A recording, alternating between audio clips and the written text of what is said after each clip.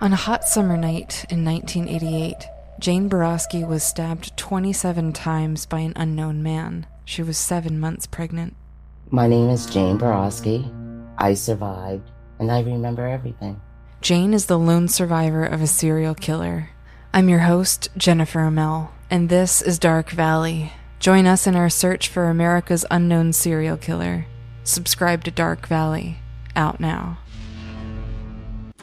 This podcast contains adult themes and language, and some of the things that we discuss may be disturbing to some listeners. In this podcast, we discuss sexual assault, torture, race, and murder. Listener discretion is advised. Please take care of yourself.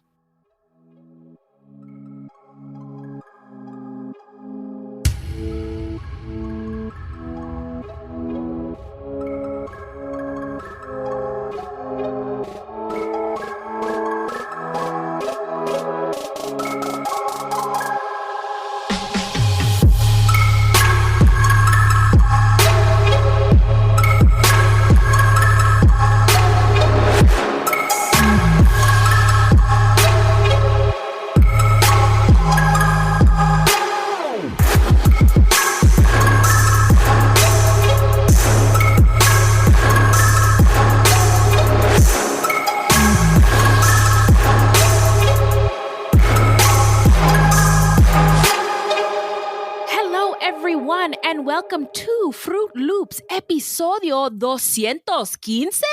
215? What? Bienvenidos, bitches. Buiti Binafi, and thank you so much for listening. Yeah. Fruitloops is a podcast about true crimes committed by people of color and anybody else who's marginalized in any way, and the victims, because contrary to popular belief, not all serial killers are straight, cisgender, able-bodied white dudes. What? It's true. And let me tell you a little let me get into it. These crimes rarely get any public attention, and that is because the news is what? What is it? I was just holding my breath. It's racist. Allegedly. And we are Wendy and Beth. She's Wendy, a Black Latinx woman. And I'm Beth, and I just happen to be white. Yeah, I wanted to insert, that meme where the guy's like, hey, we are African Americans, you know what I'm saying? And Beth here. But it you know what I'm talking about? Have you seen that? Yeah. That's what I think of about our show. This part. We are African Americans. We're going to be proud about it. And Beth's here. Beth. Yes. But you know what? We're not. What? We're not journalists, investigators, or psychologists. Nope. Just a couple of gals interested in true crime. Also, the opinions expressed in this podcast are just that, our opinions. All right. So, who are we talking about today, Beth? Today we're talking about Hugo Ernesto Osorio Chávez, a former police officer in El Salvador who confessed to being a serial killer. At least a dozen skeletons were exhumed from mass graves at his home. And this story was suggested to us by our fruity in Brazil, Berto. Bert, love you so much. Hope you're doing well over there in Brazil. And we appreciate the suggestion because this was a very fascinating case. Really interesting. Yeah. Mm-hmm. But before we get into it, how you doing? I'm all right. We had a few days off from work over the holiday. Yeah. Which was very welcome, I have to say. Oh, my God. Yes, it was so needed. So much needed. Yeah. And, as far as Thanksgivings go, it's been a while since we've gone out on Thanksgiving and everything was closed. But everything was closed. Oh. Not everything, but even CVS had limited hours, Right. But yeah, it was so good. Yeah. The food was so good. Yeah. Me and my family, we've lived kind of all over, me and old Whitey, since we got together. And we always seem to get like a found family, somebody who invites us somewhere. Right. And we got invited to a family that's a friend of my son's, and the dad has like helped old Whitey with some projects. So we went over there. Oh my God. I mean, it was Soul Food City. The greens. Oh my God, the greens. The cornbread. Oh my God, that cornbread. Then they had, and I think this is only, I've never had this at white people Thanksgiving, lemon cake, Nope. sweet potato pie, No, I did have red that. velvet cake. Okay. Nope, did not have Ask that. about me. And also there was another black dessert, apple cake. Have you ever had apple cake? Yes, I have. Yeah, but I didn't know that was a black dessert. I didn't know it was. I mean, it could be. Assumed it was because everybody there was black and black person made it. I don't know. In my black experience, I've never heard of apple cake. But Apple maybe cake, it's a southern. Maybe it's a southern thing because your mom's southern, right? Thing. Yeah, she's southern. It was so good. And you know when they were like, "Fix yourself a plate before you go home." Fixed 3. Now, when we got home, I took it upon myself to get a midnight snack, and there were no leftovers when people woke up. I ate it all. Oh, no. I mean, not all of it, but a lot of it, because it was so Did I mention how good all this stuff was? But was it good?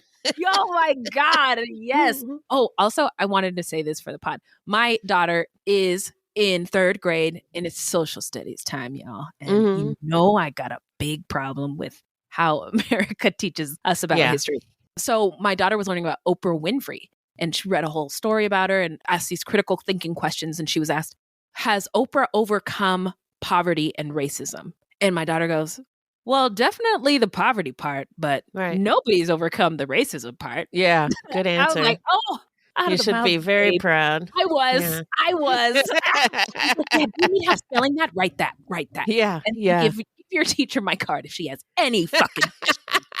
Anyway. Oh, you know what? Fruities, I hope y'all had a nice Thanksgiving too. Yeah. I think Beth and Minnie feel the same way too. Yeah. Anyway, let's get into some listener letters. Okay. Where is my harp? Well, hello, there it is. angels. Oh, I just Thank you. The harp out of the closet. The angels came flying out of your closet. Yeah, they did. Wow. With their harps. Wow, with their harps and a bag? What's in the bag? Whoa. Well, we got an Instagram DM from @ThickClinic. And they said, love the pod. I'm not sure if you guys have watched the Escaping Twin Flames yet. If not, watch. I'd love to hear your thoughts on this in an episode. These MLM cults are insane. And we continued the conversation a little bit more. Oh, good. And I wanted to say this for Thick Clinic and any other fruities who are not able to make it to our video club. We're having it in December, and we will be talking about this Escaping Twin Flames. Yeah, documentary. Jesus, meal plans. What? I don't know what to say, but we will have a lot to say about it at our video club. But if you're not able to make it, you can get at us with your thoughts. You know, if you've been thinking about it or questions that you want us to kind of address during our discussion, get at us. You know where to find us. Also, do we have a date for the video club? Yeah, December 19th. Fantastic. Yes. Can't wait to see you there. But yeah, Thick Clinic and I continued the conversation and we were just, it was this boom, boom, boom. Did you believe this? Could you believe this? So that's probably what our video club will be like. And I hope to see all of you there. Yeah, it's going to be super fun. My head spins thinking about that documentary. Wow. Yeah. And I also wanted to say you can leave us a voicemail at 602-935-6294. And we may feature it on a future episode. That's right. So we got 2 new Patreons this week, Kay and Corey. It's the Kays! By the time this drops, it will be 2 weeks ago. But we thank you very much for supporting our little show. Yeah, thank you. And do you know something crazy? What? I have my tunes. You have them? I have them. They are right here. They're there. Okay. And let's get those air horns before this bitch forgets to do it at all. Okay? Yeah, thank you. We thank you both so much. Kay and Corey's a returning champ. We appreciate it. Yeah. Kay's Patreon donation is just wonderful and handsome, and thank you. So this one is for Kay. because I gotta have K, K, K. I gotta have K, because I gotta have K, K, K. I gotta have K, a K, a K, K. Baby! No, thank you so much, Kay, for supporting our little thank show. you. I had another tune for Kay, just in case this one didn't work out. So it was going to go like this. K is for the way you support me. And I couldn't think of any other letters. So that would make us like catchy tune. Make it good, yeah. Yeah. Anyway. So Kay got a bonus sentence. Yeah. And then Corey, this is for you. 1, 2, 3. We gotta say thanks, Corey. We came to rock it on to the whole mass. Best alliance and podcast. Oh, that was great. Thank you. Listen, y'all, thank you so much for supporting our show, for our current, past, future Patreons. We appreciate you so much. Can't do any of this without you. So let's take a quick break and get back to the podcast when we come back. I love that. I'm fired.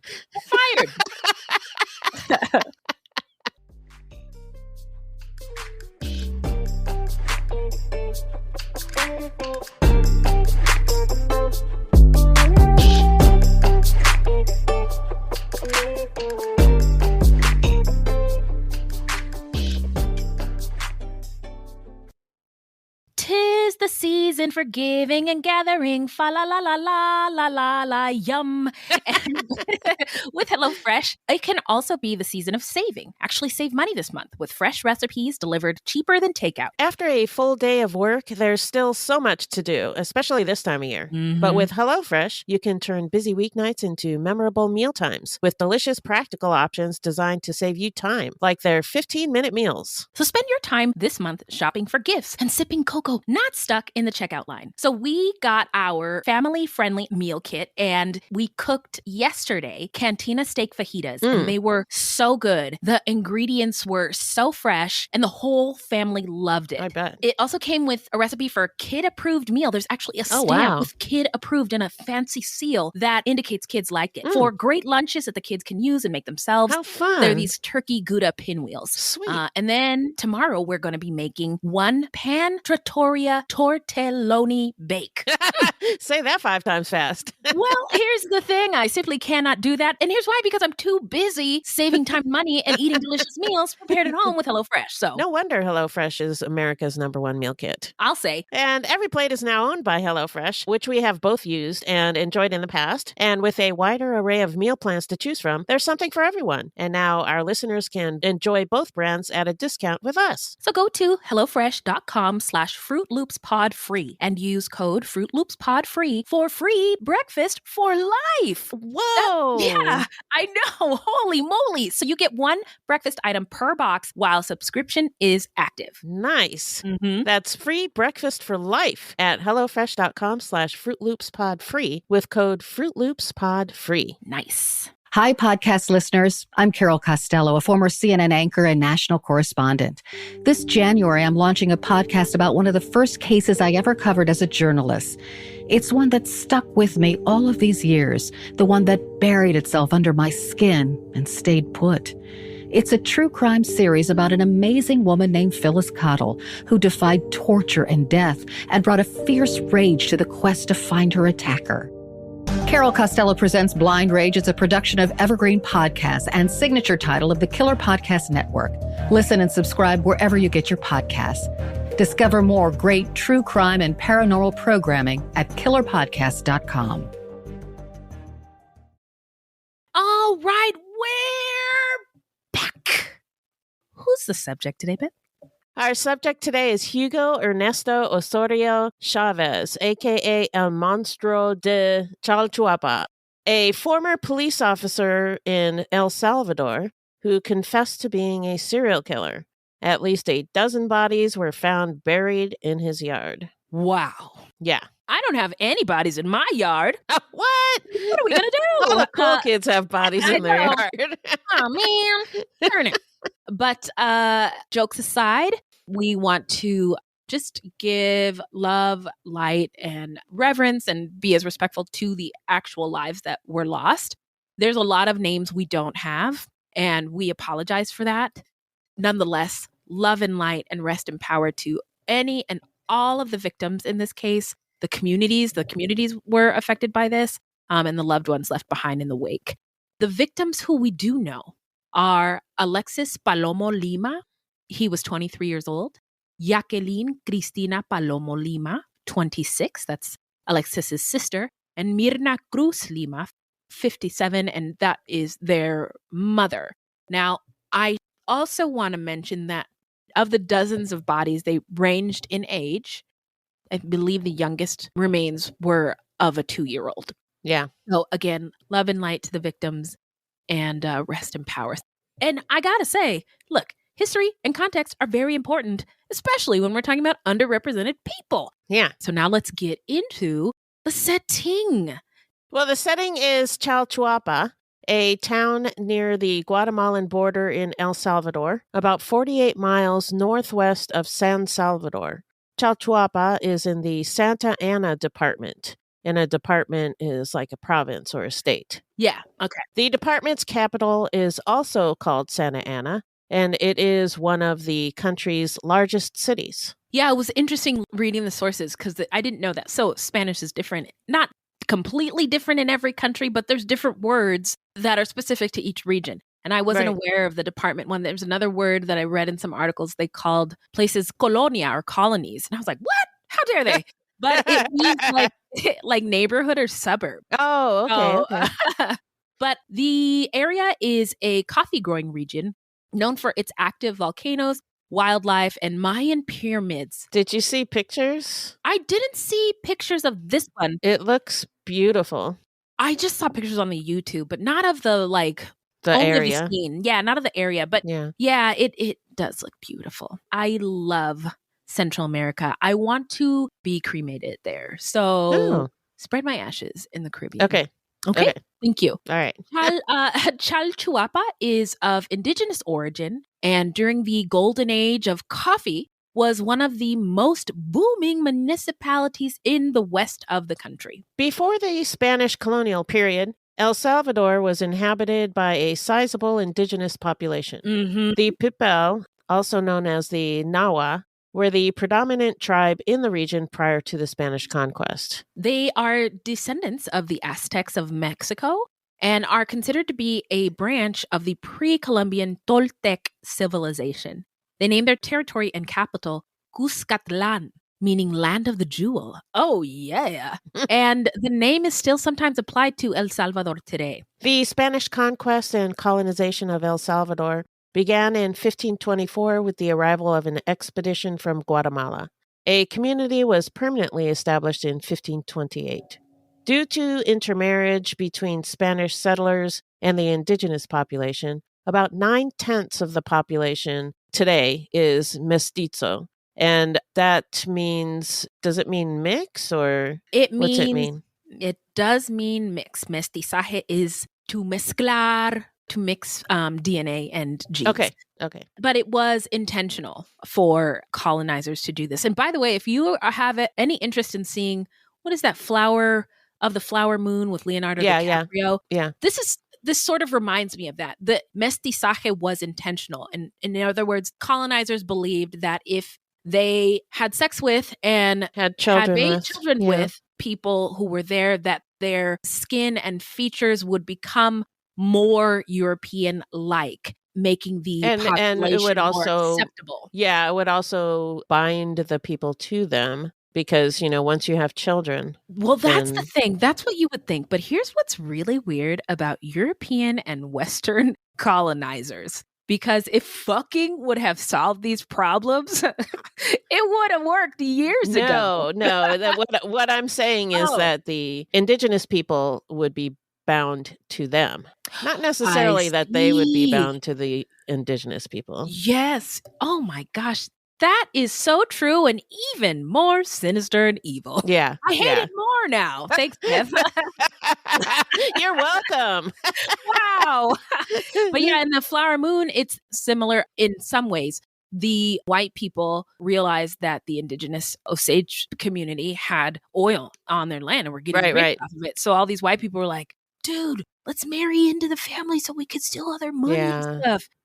That is fucked traumatic up. to be used in that way. Anyway, tangents. Sorry about that. Let's move on. El Salvador gained independence from Spain in 1821. By 1860, El Salvador had become a major coffee exporter.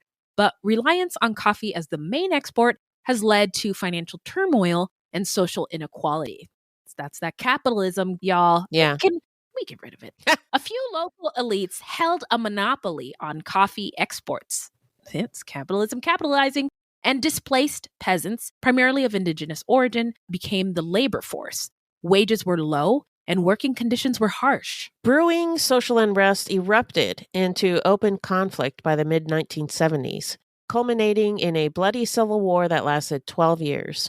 Under the excuse of fighting communism, the Reagan administration sided with the country's right-wing government against the leftist guerrillas. It armed the military, trained and advised its officer corps, and covered up their worst abuses. Well, Nancy, if we cover it up, nobody will know what happened. And the history books will look kindly upon me, Nancy. Yeah. Remy Reagan needs some work, but I thought it was pretty good, actually. Thank you. I've really been working on my impressions for no reason. For absolutely no reason.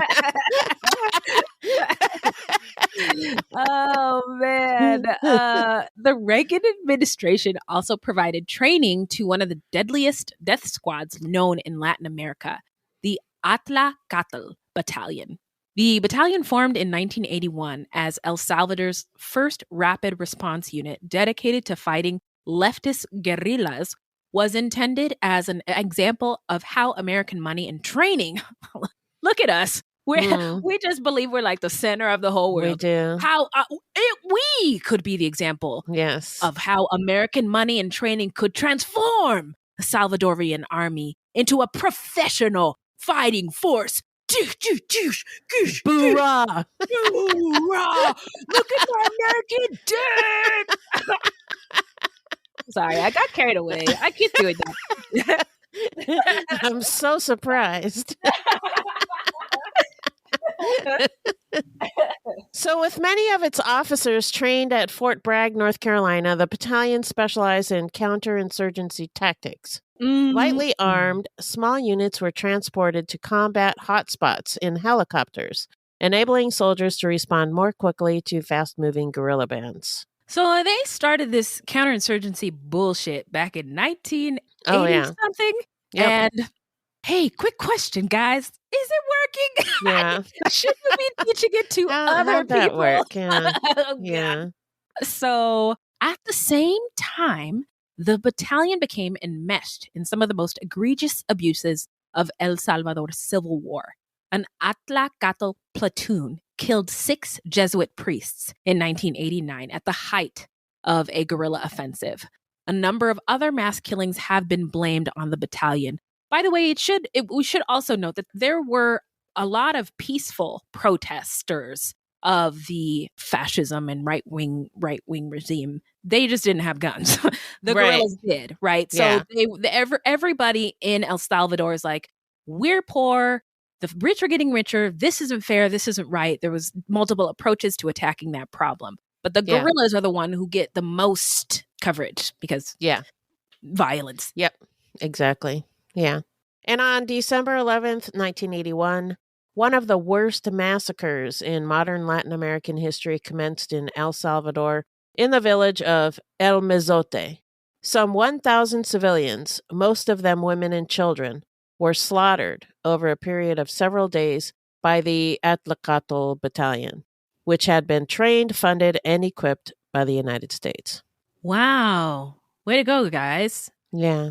El Salvador's Civil War of 1980 to 1992, a very long time, destroyed the country's economy and destroyed its infrastructure and killed more than 75,000 people, with the vast majority of atrocities perpetrated by the right-wing state in collaboration with paramilitary outfits and death squads. Like, the moment somebody's like, I've got a plan, Death Squad. Death squads. Yeah, that's when you think about that. Yeah. Yeah.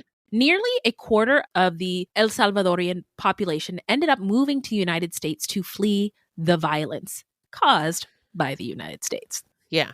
Following the United Nations mediated 1992 peace accords, which contained fundamental provisions for El Salvador's democratization, including the removal of the military from political affairs, the country began to recover from years of political and economic turmoil, only to be devastated by Hurricane Mitch in 1998 and by a major earthquake in 2001. That wasn't that long ago. I remember that. Also, all this aid and training, the United States doesn't just give that away for free. So these countries in Central America or other parts of the world that America has had a hand in destabilizing, part of the destabilization is making these countries take on tremendous debt. Yeah. So they owe us money. Yeah. Yeah. Skyrocketing crime, faltering economic growth, and persistent social inequality have further hampered full post-war reconstruction. During its brutal civil war, El Salvador grappled with thousands of disappearances, and it faces a similar issue today. But rather than war, the threats come from gangs and drug cartels. No one knows exactly how many people in El Salvador have gone missing, but suffice it to say, it's thousands a year. Yeah, I mean, it's an official name, Los Desaparecidos. Yeah. The disappeared. It's a population of disappeared people, which is wild. Missing persons is a big problem in El Salvador. It's been reported that over 6,000 people went missing in El Salvador between 2019 and June of 2022. There have been 20,000 reports of missing people from 2014 to 2019. And 2019 had the highest disappearance rate, which reached 43 per 100,000 people. In 2021, the number of unexplained disappearances increased from 595 in 2020 to about 1,100. So actually more like 1,200. Yeah, there we go, 1,200. So it pretty much doubled. Yeah, it's a problem. And I know El Salvador is trying to do something about it. There's think tanks and centers that are working on this issue, but it has not been eradicated. Yeah. And why are they back? Oh! One reason is that it makes it easier for killers to avoid investigation if they just make a body disappear. No body, no crime. Yep, exactly. And that goes both for gang members killing their rivals and for cops secretly executing suspects. Wait a minute.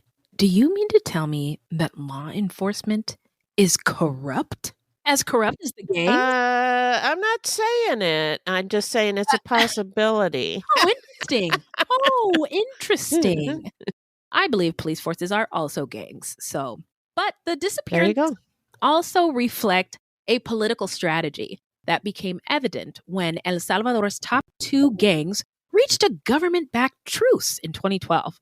The homicide rate among the highest in the hemisphere plunged, but disappearances rose. Right. And so the numbers are just shifting. They're not changing or improving. Nope.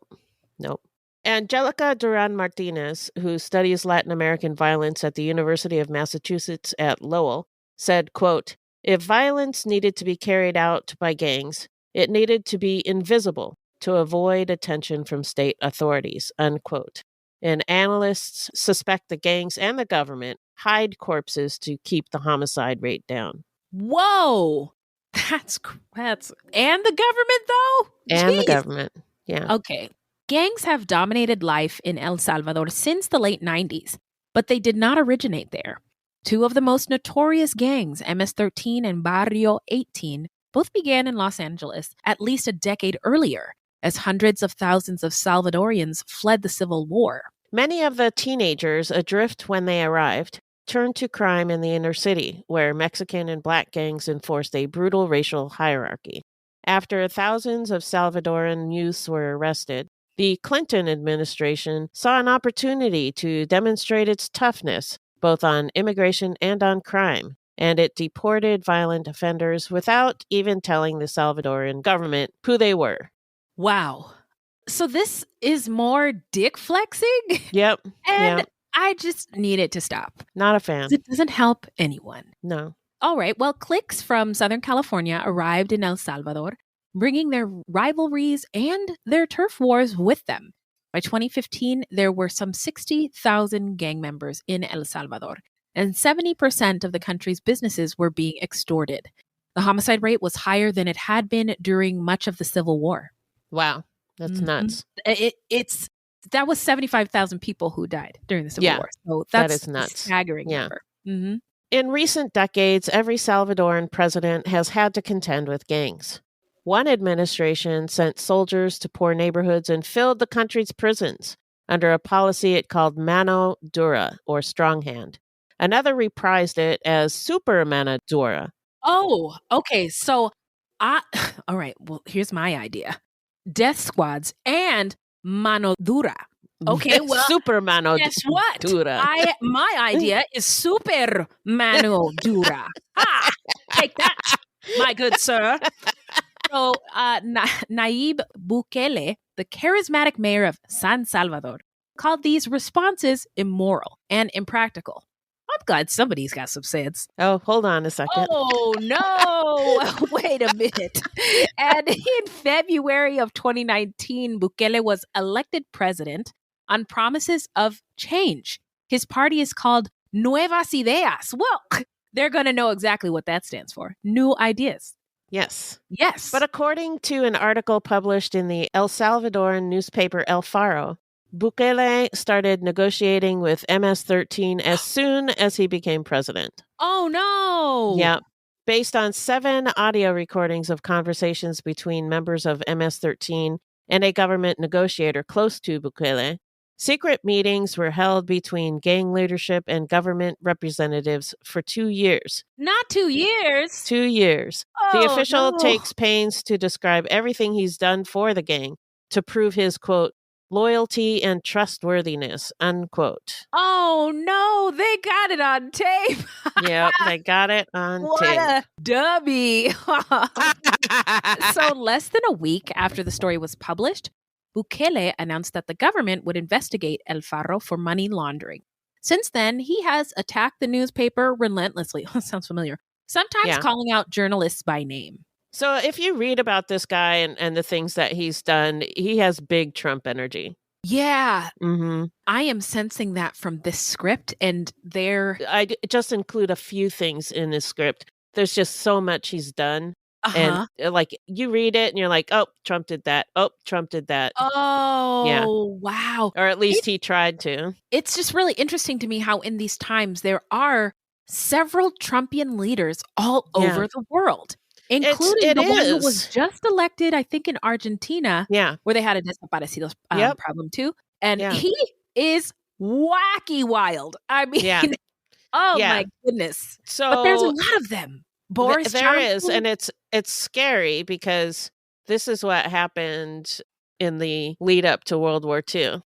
You know, there was Hitler, Mussolini, you know, all kinds of dictators. Yeah. Oh boy. So I'm not saying that's going to happen here. I'm just saying it's swinging towards that's dictators. How it happened last time. Yeah. And it's oddly similar. Yeah. It's oddly similar. Yeah. Well,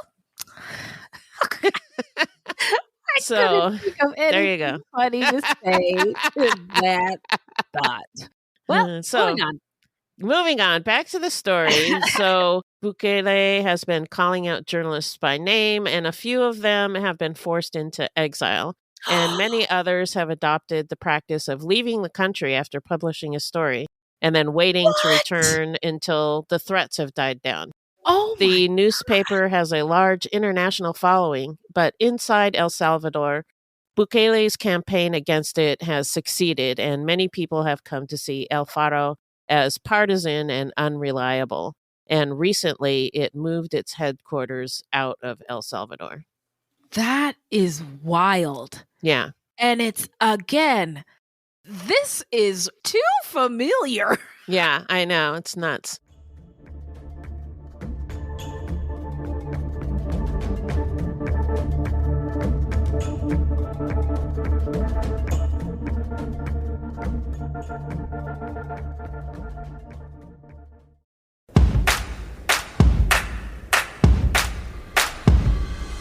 We are gathered here today to give you permission to plan the wedding that you want. I'm Jessica Bishop. And I'm Sari Wienerman. And we're the hosts of the Bouquet Toss podcast. Today's couples have to juggle so many things, from family expectations to outdated traditions and what's currently trending. So to make it easier, we're going deep to figure out why we do weddings the way that we do, so you can decide what to keep and what to toss from your wedding day plans. You are cordially invited to subscribe to the Bouquet Toss wherever you get your podcasts or at evergreenpodcast.com. By the power vested in us, we pronounce you free to plan your day your way. You awaken in a cold sweat. Your heart races and your breath quickens. It's 3 a.m. and you're not alone. Something lurks in the corner of the room, and it's darker than the night. The people are real and the stories are legend. The problem is that legends are often riddled in myth. We uncover the truth and define paranormal. Tune into Paratruth Radio at killerpodcast.com, powered by Evergreen Podcasts, or wherever great podcasts are heard.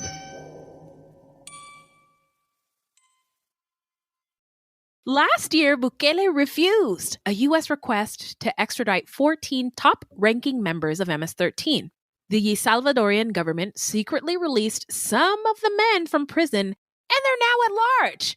The following month, homicides decreased. Gee, I wonder how that happened. Very interesting. Yeah, I bet you the disappearances increased. I think you're right. I'm learning how this math is mathing in the El Salvadorian government's eyes.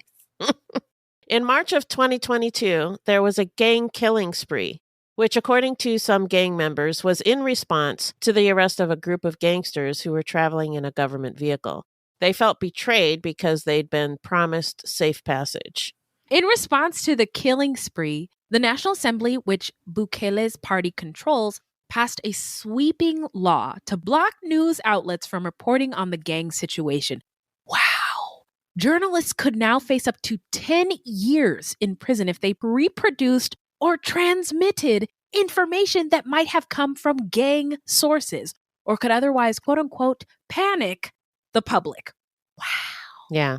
The National Assembly also instituted a state of exception under which authorities could arrest anyone they considered suspicious. Detainees were not entitled to a legal defense. The right to gather in groups larger than 2 was suspended, and all minors would be tried as adults. It suspended some fundamental rights, such as access to a lawyer and being told the reason for one's arrest. Wow. Sounds great. Gosh. Children are being tried as adults. This happens in the United States. Yeah. It also happens to young people in the West Bank and Gaza. And, I don't understand how you could look at a kid and be like, you know what? We're going to try you as an adult. Know what? It doesn't make any sense. It doesn't.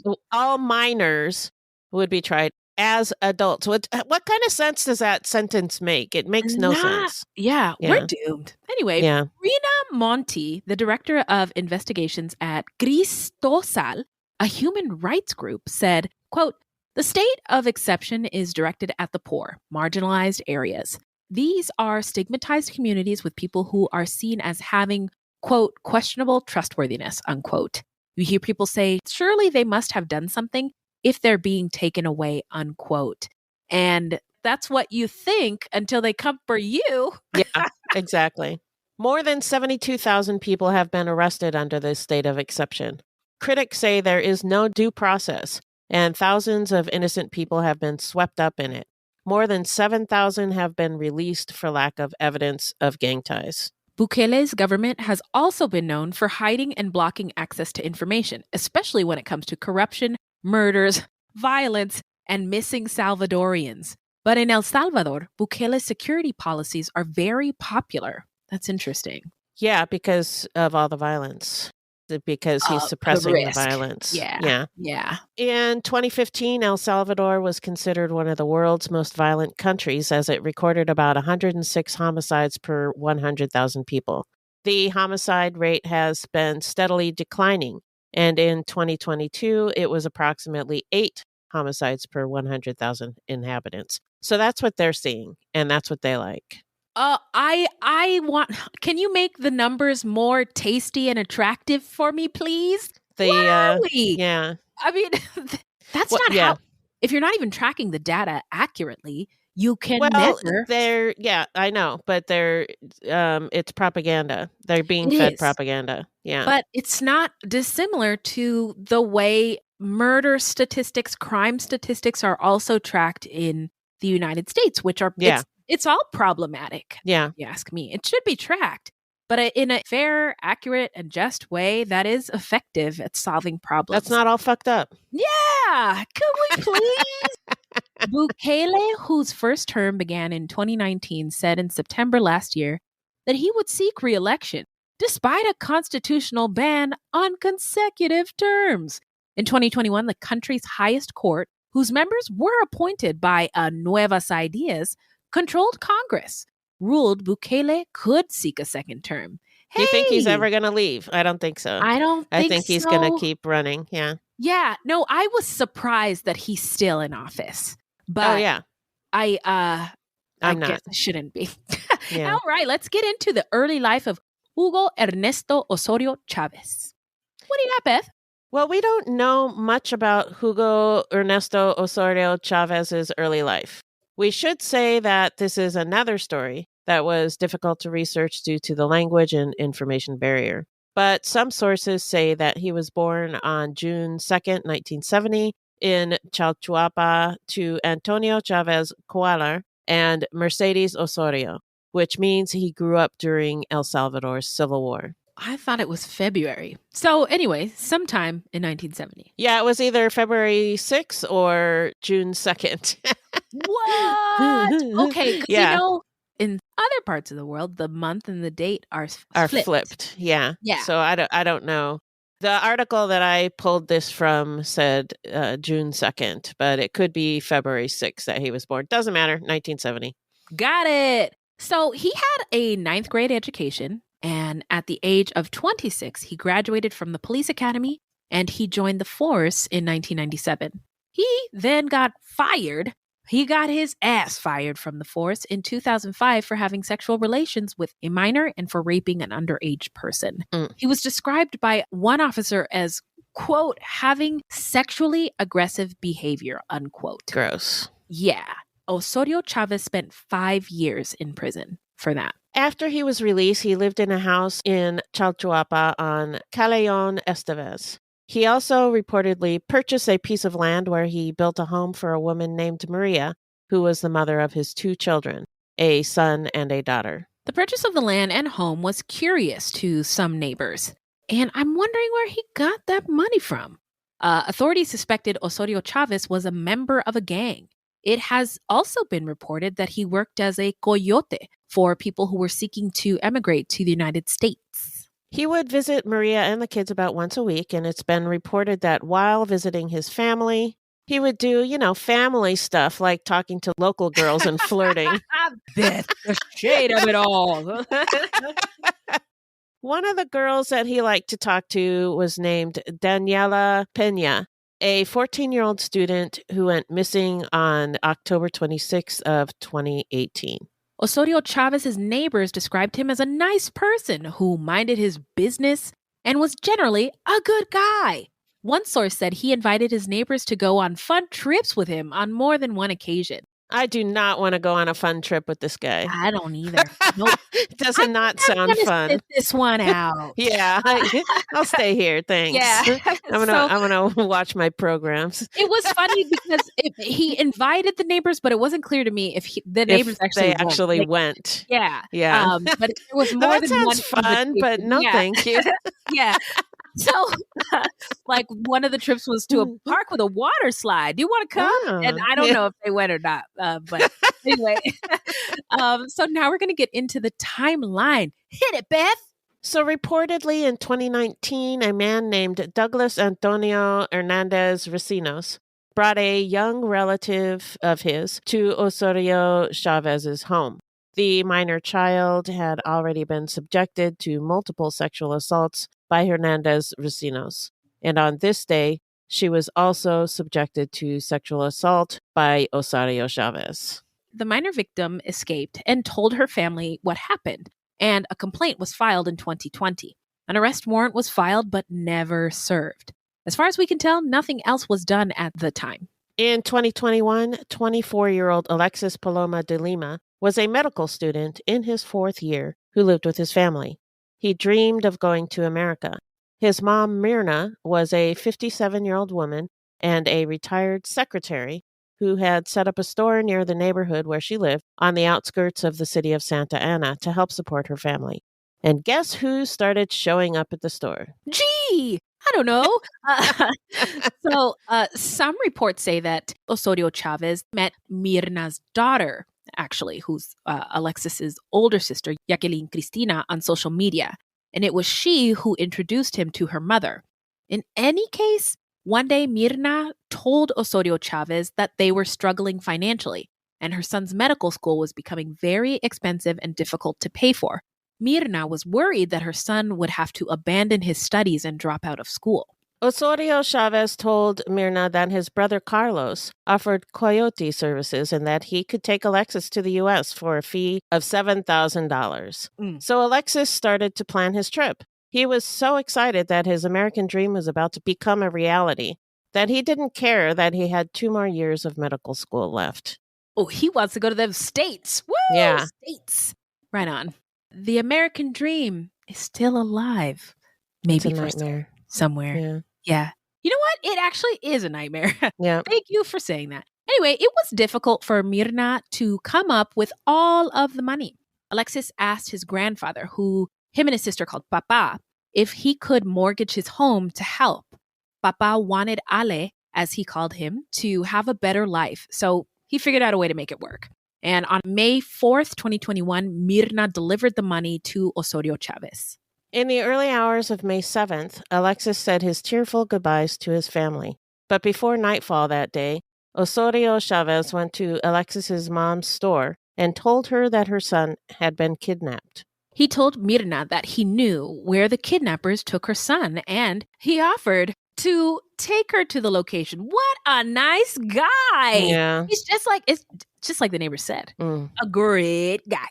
Jacqueline Cristina, who went by Cristina or Cristi, heard this and she was terrified. But she stayed behind while her mother went with Osorio Chávez. A little about Cristina. She was 26. She practiced martial arts, specifically judo, and she went to school for cosmetology. She worked at a local convenience store and she loved riding her bicycle. Fierce, right? Yeah. Don't mess with a lady who engages in the martial arts. Yeah. Yeah, I just think that's really great when women do that. Osorio Chávez took Mirna to his home on Callejón Esteves. There, he attacked Mirna, striking her repeatedly in the head and killing her. When Mirna did not come home, Cristina went looking for her mother. Cristina went to Osorio Chávez's home to find her mom. Who knows what she saw when she got there, but whatever it was terrifying enough for her to flee immediately. She may have also been attacked but able to fight off Osorio Chávez because of her judo training. In any case, she ran from the house screaming and crying for help. But Osorio Chávez grabbed a metal pipe and went after her. The neighbors woke up due to all of the screaming and yelling. Some saw what happened and called 911 to report the violence that they were seeing against a woman. The police dispatch tried to reach the police in Chalchuapa, but couldn't find anyone immediately to go to the location of the calls and screams. At the same time, Osorio Chávez caught up to Cristina and hit her in the head with the metal pipe. She fell to the ground unconscious, and Osorio Chávez dragged her back to his home. Now we're going to get into the investigation and the arrest. So eventually, on what seems like the longest, most awful day, this all happened on May 7th. Yeah. And started in the morning, and now the police are here and it's not midnight yet. But the police were able to go and investigate. And it took them 70 minutes to get there. By then, though, it was too late because Cristina had tried her best to fight off Osorio Chávez, but to no avail. Police arrived at the scene to find blood at the entrance of the house. Upon entering, they found the bodies of the 2 women. In the garage, they found a man with injuries to his wrists. Osorio Chávez apparently attempted suicide, but was unsuccessful and he was taken to Chalchuapa Hospital. The deceased women were identified as Cristina and Mirna. Police officers also found the bodies of 2 men inside a grave approximately 3 meters deep. What, that's 9 feet? Yeah, that's long. Yeah. And in some articles, it said it was a septic tank, so I'm not really sure. Oh, Yeah. Either way, that's Yeah. really deep Awful. for Yeah. somebody to do on their own. Yeah. Osorio Chavez was arrested that evening and transported to a maximum security detention center. The police tweeted, quote, "Given the level of danger Osorio Chavez presents, he will be locked up in a cell where he won't even receive sunlight," unquote. During questioning, Osorio Chavez confessed to the murders of Mirna and Cristina.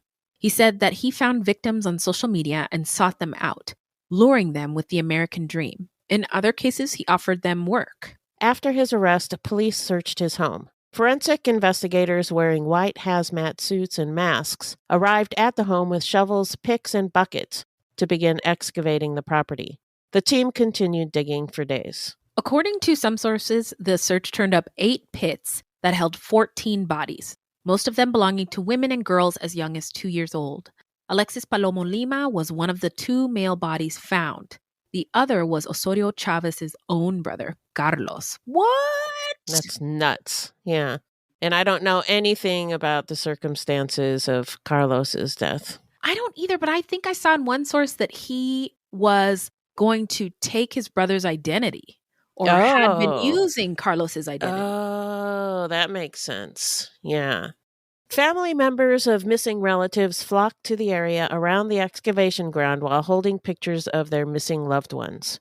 They were hopeful that their missing loved one would be discovered in the horrific scene. Also about Carlos, I wonder how long Carlos had been dead. Yeah, I don't know. Curious. Skeletal remains were to be reassembled and subjected to DNA testing to determine their identities. Authorities said the depth of the pits where the remains were found suggested that more than one person was involved in burying them. Police then charged 10 other people, claiming that the suspects were part of a murder ring targeting women and that they may have been operating for a decade. Woo! The accused included former policemen, former soldiers, and people smugglers. So this is like a deep conspiracy, no? Like a crime ring, a murder ring? Keep Death going. squads, I can't take it anymore, Beth. I'm out. But according to the newspaper La Prensa Gráfica, police arrest records revealed that 9 of 10 alleged accomplices were detained for crimes unrelated to the case, for aggressive resistance, for appearing nervous, or for not carrying their cell phone documents. Carrying a cell phone of dubious origin without any document proving that it was actually their property and not stolen. Yeah, apparently that's a law in Wow. El Salvador. Yeah. Have your cell phone documents. Wow. Yeah. As they were being processed, Osorio Chavez identified them and accused them of the murders, claiming that he did not kill all the people found on his property. They did. He only helped throw the bodies into the pits. What?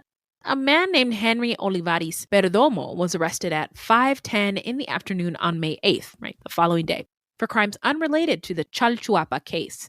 He was a neighbor of Osorio Chavez's, and he was arrested in front of a house just a few blocks from Osorio's home. When Osorio Chavez saw him, he pointed him out and said, quote, "That guy they are bringing in is called Henry Olivares, right? Approximately 8 months ago, that man brought a woman to my house whom he killed along with her daughter, whom he sexually abused, and then we threw them into a well," unquote. Wow. And so it went with the rest of the accused. Each was identified by Osorio Chavez as they were brought into the station and as accomplices in his crimes. So they were being arrested for other reasons and being brought in. And Osorio Chavez is saying, that guy was one of the guys that murdered somebody, and I helped throw the body in the pit. Yeah. And that guy over there, that guy helped. Yeah. And so he's just pointing out people and accusing them. Wouldn't you at that point, though? Like, it's over for you. It's over for you. Like, why bring other people into this shit? Jesus, Mary, and Joseph. Yeah. Santa Claus. That Santa Claus is a he's right evil there. Bastard. Arrest that man, please. But it is a lot, and I believe that he had to have had accomplices. I don't know. You don't. I don't. Yes. Mm-mm. No. Okay. But we'll get into it. Okay. On May 17th, 2021, the prosecutor's office issued a statement that the 10 defendants would be held responsible for participating in 9 femicides and 5 aggravated homicides. The chief prosecutor stated that there was evidence of more people murdered and buried, and that they were cases from years ago. Prosecutor Graciela Sagastume, coordinator of the Specialized Women's Unit, said, quote, "The victims we have in this case were sexually assaulted. Therefore, the central axis of the research is sexual violence as a tool of gender violence. We could not go into detail about the indicative evidence that we are presenting, since a second stage of investigation is beginning, and out of respect and dignity for the victims, we are going to omit situations of how these victims arrived at the scene," unquote. I think that is, I've not heard of that happening before. I know people try to keep sensitive things private, but nobody with any control, like a prosecutor, ever says it like that, you know? Yeah, I don't know if that's actually true what they're doing. What? You think it's a farce? I think that they were told they couldn't talk about it. Beth, I never even considered. I was like, this is a lady prosecutor. Everything's going to be fine. I just read a lot of articles where they're like, why are they not talking about this? And is Bukele telling them not to talk about it? And why did he tell them not to, like, just article after article like that? Yeah. Oh, there go my dreams. Wow. So President Bukele has remained relatively quiet about the story, although he has downplayed it and accused his opposition of politicizing it. And there are reports that he has had a hand in trying to silence the media and people involved in the investigation. And the press was quickly diverted from the story when President Bukele announced the use of Bitcoin as a country's currency. He literally did. Look at this shiny thing over here while I distract you. Exactly. Oh my God, that's awful. Yeah. All right, let's get into the trial. I can't with this. This isn't as bad as Twin Flames. So the I don't know about that, but okay. Well, we can discuss later. But I mean, in the sense that this is making my head spin. Yeah. I read the prosecutor's statement, Beth, and I was like, that's so beautiful, wonderful. And you were like, well, I mean, I'm just speculating, but yeah, that's what I think. Yes, absolutely. None of this has been proven or disproven, but it is interesting also how we both came to it different completely conclusions. differently. Yeah. Yes.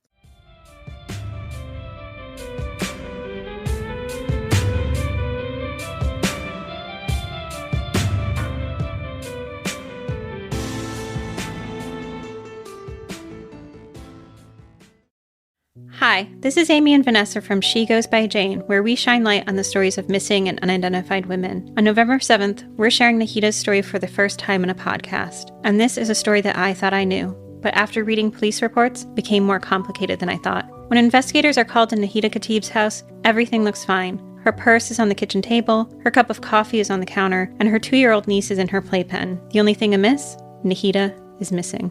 Every week, we feature a poem written in honor of the person we're talking about. This week, we're joined by one of our favorite actresses. You might know her from Sister Act or King of the Hill or The Descendants. But if you're like us, you'll know her from Hocus Pocus. She's the much-beloved Kathy Najimy. Join us November 7th to hear Nahida's story. The prosecutor's office only accused Osorio Chávez of the double femicide of Mirna and Cristina. On June 10th, 2022, he received a 70-year sentence for his crimes. In November of 2022, Osorio Chávez was sentenced to an additional 18 years for the rape of a minor, the young relative of Hernandez Recinos, the story that we told at the top. Oh, yes. Yeah. Meanwhile, Hernandez Recinos was sentenced to 36 years in prison, 14 years for sexual assault of a minor, and 22 for aggravated rape of a minor. On April 26, 2023, the trial began against 9 of the 10 accused by Osorio Chávez. In May, they were acquitted because, according to the judge, there was no evidence to prove their participation in the crimes. The judge pointed out that the state's case was based only on the statements of Osorio Chávez, whose story was, quote, implausible, unquote. But he couldn't have done this alone. Did we see this? The pit was 9 feet deep. How did he get out? Oh my God. They were released, then rearrested and charged again. Oh. 6 of the 9 defendants received sentences ranging from 20 to 110 years in prison. The 3 others were acquitted of the charges. However, they were kept in prison for the crime of illicit groups, which, as far as I can tell, means that they're being accused of being in a gang. Okay. So now let's get into where are they now? Well, let me tell you, there has been a lack of information from the authorities regarding the identification of the bodies that were found at Osorio Chávez's house. I thought it was just me that I had poor Googling skills. Nope. So the number of bodies found has also fluctuated between 12 and 47. The remains of 12 victims, including 8 women, 2 men, and 2 girls, were delivered to their relatives on October 17th of 2021. At that time, the prosecutor in the case, Graciela Sagastume, said that there were at least 33 bodies removed from Osorio Chávez's house. However, municipal cemeteries have not received any other bones related to the case. Which is it? A source who requested anonymity said, quote, they were the only bones that have come, and there have not been any others. As far as I know, 4 people were buried in Chalchuapa, all women, a mother and her daughter, and 2 young girls, unquote. People in Osorio Chávez's neighborhood said that despite multiple reports of missing persons in the area, none of them have been contacted by the authorities to undergo DNA testing. Many families of missing persons continue the search on their own. That is really sad. Yeah, just sad. And frustrating. Yeah. Mm-hmm. Yeah, let's get into our takes. Okay. What do you think? What do you think about this case, Beth? Well, I think what made him snap, growing up during the Civil War in El Salvador and all the violence related to that had to have been a factor. It had to have been. Oh, yeah. Yeah, for sure. Yeah. But what's nuts to me about this story is the number of bodies reported and the 9 accomplices charged in the murders. Yeah. And it seems very likely to me that none of the 9 people charged were involved in these crimes at all. I agree with that, but I think it was other people. He just was naming the first people to get the smoke off. Yeah, I think he was just naming people as they walked in the door. Mm-hmm. Maybe, I mean, you're convinced that there was an accomplice. I'm not. But if there was an accomplice, maybe it was Carlos, and then he killed Carlos. Maybe. Yeah. The pit is 9 feet deep. He's not 9 feet tall. How did he get out? How did he dig that hole? Some of the, like I said, some of the articles said it was a septic tank. So if it's a septic tank, then somebody else dug it, you know? Oh, good point. Okay. Yeah. Well, I don't know. I don't know for sure. I think your Carlos idea is super plausible. Yeah, now I'm back on the same page. At least now we're in the same neighborhood. Now we're on the same train. Yeah. But I think it fit a narrative that the authorities wanted to sell, all these accomplices. Yeah. It sounds like there were definitely 12 people killed. Yes. But maybe that's it. Which is not to downplay those murders. Mm-hmm. But the government wanted to sell a story of 40 plus bodies found. And I don't think there were that many bodies. Maybe they were planning to say that some of the missing people were these bodies. Yeah. And then blame this one-off murder ring. Yeah. On missing people. Yeah. A spin, a PR campaign. Yes, exactly. Bukele wants people to think that El Salvador is a safe place to go. He wants people to go there on vacation. Oh. So, yeah, he's trying to promote the country is safe and go there on vacation. It's beautiful. It does look beautiful. It does. And I do want to go, but... Yeah. I mean, the concerns, I think, are totally, valid. Oh, yeah. I'm not going. Definitely not going. So I think they're trying to blame some disappearances on this serial killer and murder ring where everyone spin it in their was favor. caught. Yeah. Yep. And look there's at no all more the threat. good work Bukele did. You know Yeah, what? That guy exactly. deserves to get reelected. Yeah, that's just what I think. I don't know what's true. It's Yeah. just so much information that is Mhm. different in like 12 people, 14 people, 20 Yeah. people, 40 people, 47 people. Huh. Yeah, it just moves all over the place, and Yeah. it Shout out doesn't to you make for any your sense. media literacy, Beth. I just appreciate how good you are at like, Oh, thank I you. didn't see this in enough places to believe it yet. I need to see Yeah. it in 100 more places to confirm it. And Yes, exactly. And you know, it has to all make sense. yeah, totally. I totally get it. I think I'm commending you because it's a great skill to have for researching podcasts, but it is also a good skill to have in For life. Thank you. So what did you think? Well, Nancy, I think Ronald Reagan should Ruined be everything? ashamed of himself for Yeah. destabilizing Yeah. an entire region, not just El Salvador, an entire region. Yeah. And I think, captain of the ship, president of the United States, the U.S. had a big hand in destabilizing the area, which made room for violence and civil unrest and corruption. Like, what did Right. you think was going to happen? Yeah. And the people were protesting, and the U.S. government got involved to stop their revolution, which, again, there were peaceful elements of it, and it was peaceful for a while. But the government was repressing people. The U.S. does what she always does because she is the messiest of all the hoes, and then is like surprised, like, girl, I don't know why you mad. I don't know. Like, are you serious, America?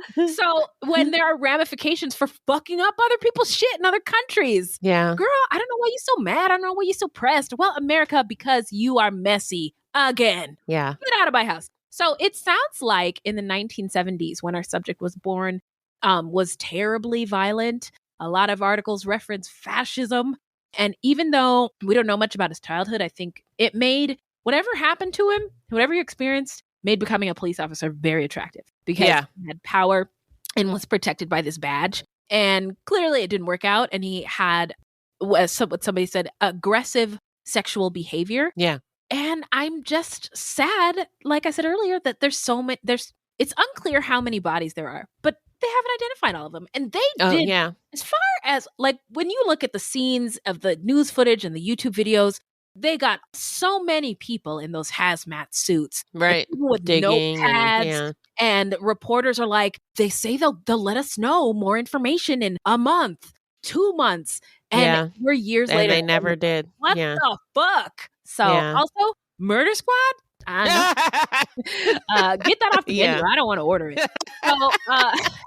So let's get into how not to get murdered. If you love true crime and you don't want to die, here's a tip for you. This segment is not intended to be victim blaming. We thought of this segment because I read somewhere that a lot of people listen to true crime because they want to know what they can do to be safer. This is not meant to blame the victims. It's just learning from other people's experiences. Yo! So this tip is from our fruity Corey. Hey, Corey. Hey, Corey. Hey, boo. Hey, boo. Hey. So Corey is one of our Patreons, and he gave us some tips and said, I'm going to give a self-defense tip. Most people who know anything about basic self-defense know to aim for soft tissue, right? Class, nod your head, yes. But in the event that somebody grabs you from behind or somebody doesn't have a ball sack for you to kick, I love you, Corey. I always recommend shin raking. Ooh. I've never heard of this move, but it sounds painful. It sounds very painful. Yeah. So put the corner of your shoe against their shin. So, right, you would lift your heel up and stomp as hard as you can. It hurts like a bitch, according to Corey. I bet. And will distract whoever it is long enough for you to either throw some punches, kicks, or straight up run away. Another tip. Yeah, that's me. I'm running away. Yeah. Well, the fight, flight, or fawn. You don't know how you're going to react, but it's good to have these tips in mind because you never know. Another tip from Corey is if somebody grabs your ponytail or hair, don't pull your head away. What? No. What do you mean? Well, how am I going to get my hair out, Corey? Corey says, grab your hair with one hand as close to your head as possible under their hand. This gives you control. Your other hand will be placed palm open, facing your attacker, pushing their hand back toward them, and pull away simultaneously. If any of your listeners have the financial ability to take a martial arts course, do it. Corey recommends either Brazilian Jiu-Jitsu or Kali. I never heard of Kali, but it is an American name, and apparently Arnis or Eskrima are the Tagalog names. Oh, thanks for those gems. Culture Corner. Yeah. Corey. Yeah, thanks, Corey. And Kali will teach everything from hand-to-hand weapons training, to punches and kicks. Think any knife fight in a movie like John Wick is a good example. That's Kali. Oh, nice. So I guess it's from the Philippines. Yes. So we love those tips. Again, what was it? Somebody grabs you from behind. Shin raking. Got him. I think I'm going to have to Google that hair thing because I don't really understand it. So, but I'm sure I can Google it and find a video. Yeah. So if they grab your ponytail, don't pull your head away. Grab your hair and put your hand on your head underneath their hand. And at the same time with your other hand, if you are lucky to have another one, then push them away. Push their hand. Yeah, I'm going to Google it. Yeah. Okay, great. All right. So, and then don't forget about self-defense classes are available everywhere now, including online. And sometimes they're offered for free, even at the library, I think. Yeah. Some places offers them. So if you ever get an opportunity to take a self-defense class, everybody should do it. In my mind, I fight like, Kill Bill, Uma Thurman. I'm pretty sure I don't. I definitely do not. All right. Well, let's get into shout out time, where we shout out any content by or about people of color or any other marginalized folks or any true crime goodies. I've got 2. Okay. Stamped from the beginning. Oh yeah, you shouted that out before, and now it's on Netflix. Yeah. It is? Yep. It's out. Oh, yay. I wrote Max. Or it's on Max, I'm sorry. No, not on Netflix. I think it is. So it's on Netflix, stamped from the beginning. And then Murder at the End of the World on Hulu. Have you begun this yet? I haven't. No. Is it good? I love it. It is a murder mystery. Hackers are involved. The girl who played Princess Diana in the last season of The Crown is involved. Okay. Clive Owen is involved. And it is, I still don't know because it only comes out weekly on Hulu, which I hate. Okay. Hulu. All right. Damn Maybe I'll wait for it all to come out. But yeah, I'm like, God damn it. Is it Tuesday yet? But it is really great. It's as I said, a murder mystery, and there's a billionaire who wants to solve climate change. He invites all these hackers to his bunker and to figure out how to solve climate change. Then a murder happens, and it's like this female protagonist trying to figure out what's happening, what's going on. Yeah. Great. What do you got? So I wanted to shout out a podcast called Ghost Story. Wait a minute. This is a true crime goodie. Okay. It's a bunch of white people. Okay. It's just a really good podcast, and it is a ghost story, but it is also a story about a murder. So it's really good. Wait a minute. Is this the British guy with the house, his grandma? Yep. Oh, yeah. Okay. That was really good. Yeah. Your endorsement has me wanting to subscribe, so I'm going to do it right now. I binged the whole thing in a couple of days. Yeah. Really? Okay. Yeah. I have one more. You do? Oh, High on the Hog is back. Yay! So I wanted to shout out High on the Hog, How African-American Cuisine Transformed America on Netflix. Oh, good. Chef and writer Steven Satterfield breaks bread with cooks and scholars while exploring Black cuisine's history and flavorful contributions to America. Oh, I love it. I loved the first season. I do have some complaints about how dry the people on Netflix let his hairstyle look, but that's been anyway. His hair did look a little ashy. Anyway, but they fixed it. So just to recap, that's Stamped from the Beginning on Netflix. Murder at the End of the World on Hulu, Ghost Story, a podcast, true crime goodie. And lastly, High on the Hog, How African American Cuisine Transformed America on Netflix. So plenty to watch this week, Yeah, there you go. foodies. Let us know what you are watching because I need recommendations. Yep, me too. And it looks like, that's the end of our That's program. the end of the show. Yeah. Well, Nancy. well, Ronnie. Our website is fruitloopspod.com, and we use Fruit Loops Pod for all of our social media. The footnotes for each episode can be found on our website. Plus, check it out for the different ways that you can support the show and become a Fruit Loops patron. Yeah. You can also support us by supporting our sponsors or by giving us a 5-star review. 5 stars only, please. Oh, 5 stars only, please. Oh, man. I was... Usually you get there first. I know. 5 stars only, okay? Yes. And don't forget to subscribe. Yes. Yeah. All right. So this is a weekly podcast and new episodes drop every Thursday. So until next time, look alive, y'all. It's crazy out there.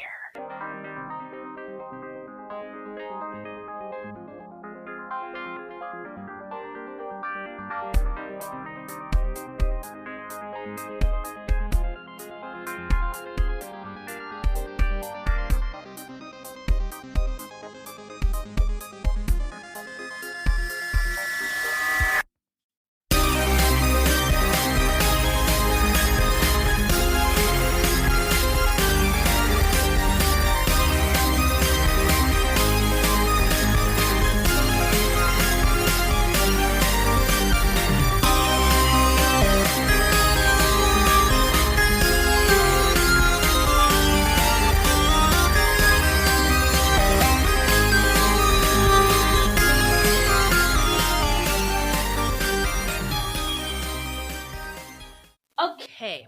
Wow. You all right over there? Yeah. Woo! Okay. Sounded like you fell off your chair. Well, I thought I was gonna, and then I didn't, but then something else fell. So, just moving some things around for maximum podcastage.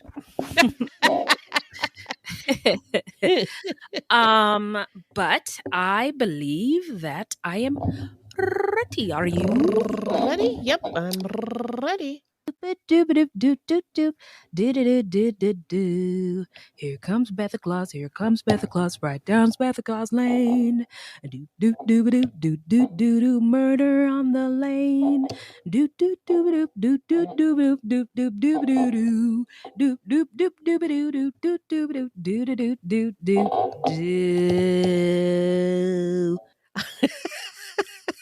I'm just stunned. Yeah, me too. It's really good. I mean, if somebody was in here with me, they would probably call the crisis hotline. Call 911. Call 911 whistle. Yeah, because I'm doing a lot right now. I almost got a muscle cramp when I sang that. Anyway. I don't know. From somebody. Hang on. I'll find it. I have Instagram open right now. Why did I do that? Why did you do that, Wendy? All right, we're back from outer space. I just walked in, find you here with that sad look upon your face. I forgot to copy and paste the last line. I have to do it one more time. I'm very sorry. I'm going to be thinking about this mistake I made for the next 2 weeks. Okay, 1 second. The date for the video club is... Is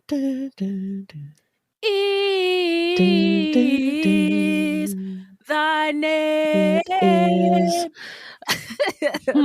This is what getting sober is like. I have so much time for impressions. Hear that, kids? If you get sober, you can have time for impressions too. Oh my God. Okay, so well, Nancy? El monstruo de Chalchuapa. Chalchuapa. Here, sir. Good, sir. My good sir. My good man. Let's see. Oh, where did my songs go? Oh, okay. Contrary to popular belief, not all serial killers are straight, cisgender white dudes. What? No. I've been watching Real Housewives and I love Sutton Jackson. Because the news is racist.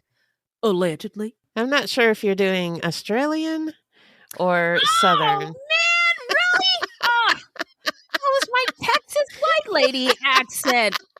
Oh, I'm so giddy with excitement. What an excellent idea. All right. Well, oh my God. Okay. When we get into the, okay. One more thing. I almost messaged you. Moving on. Yeah. Okay. one more spit. Oh, okay. I'm glad we had this talk. In that case, I haven't slept in a couple days, so yeah, let's go sleep. Let's sleep. Sweet let's dreams. Sleep. All right, you too. Bye.